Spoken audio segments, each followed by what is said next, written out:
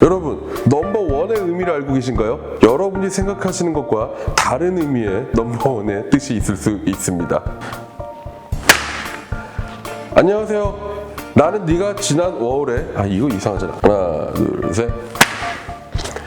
안녕하세요, 해리입니다. 나는 네가 지난 5월에 한 일을 알고 있다. 오늘도 그 이야기를 이어갈 겁니다. 넘버원에 얽힌 사연을 가지고 있는 한 사람의 이야기를 나눠보도록 하겠습니다. 제가 이제 만난 학생 중에요, 음악을 이제 하는 친구예요.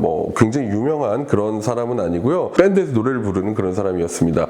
사실 근데 메이저 가수도 아니고 앨범을 낸 것도 아니고, 그러니까 그 친구가 한 표현이에요. 먹고 살기 힘들다라는 얘기를 했는데, 그래서 이제 학생들 보컬 레슨을 하면서 이제 근근히 살고 있었대요. 그러던 어느 날 TV를 보는데, 여러분 가수 하림이라고 아세요? 그 하림이라는 가수가 이제 TV에 나와서 이야기를 하더래요. 저는 음악 여행을 다니면서 많은 영감을 받습니다. 아이리쉬 휘슬이라든가 이런 전통 악기들 소리도 듣는데 너무 좋아갖고 나도 아일랜드를 가야 되겠다 생각을 한 겁니다.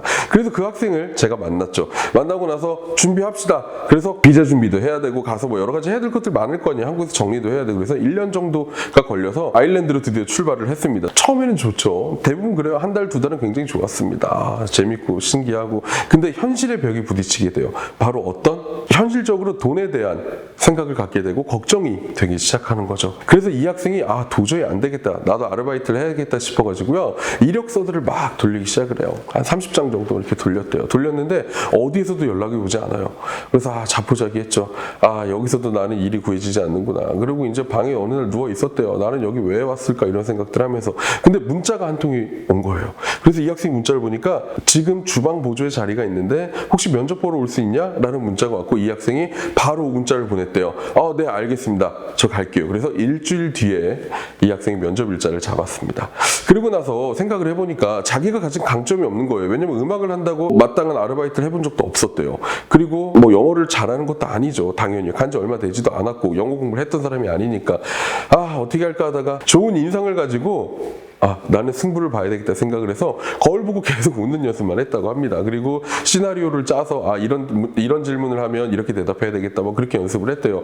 그리고 나서 이제 일주일이 시간이 지나서 면접 날이 됐는데, 아침에 세수하려고 거울을 보니까 치명적인 문제가 있었어요. 그게 바로 뭐냐면, 음악을 했던 친구라 머리가 좀 길어요. 그런데 이 긴 머리를 가지고 내가 가서 좋은 인상을 줄 수 없겠다 싶어갖고요, 면접 시간 2시간 전에 집에서 나왔대요. 집 앞에 바버샵이 있었거든요. 그러니까 이발소죠. 이발소가 있어서 거기를 갔대요. 거기를 이제 처음 가봤죠. 어떻게 들어간지도 모르고 고민하다가 문 열고 들어갔더니 마침 사람이 아무도 없었고, 이발소 아저씨가, 이발사죠, 여기 앉아라. 그래서 의자에 앉았대요. 우리 생각하는 그런 그 이발소 의자에 뭐라고 설명을 하더래요. 어떻게 잘라줄까 이야기인 것 같아갖고, 이 친구가 머리를 좀 잘라주세요, 우리 표현을 하면 이제 좀 다듬어 주세요라고 얘기를 하니까, 그분이 이제 또 물어본 거죠. 어떻게 잘라줄까 물어보는데 영어로 설명을 할 수가 없잖아요. 그래서 이 친구가 숏이라고 바로 얘기를 했대요. 짧게 잘라달라라고 이야기를 한 거고, 그래서 이발사가 알았다, 어느 정도 짧게 쳐야 되냐라고 물어보는데 이 친구가 얘기를 못해요. 이해를 못하는 거죠.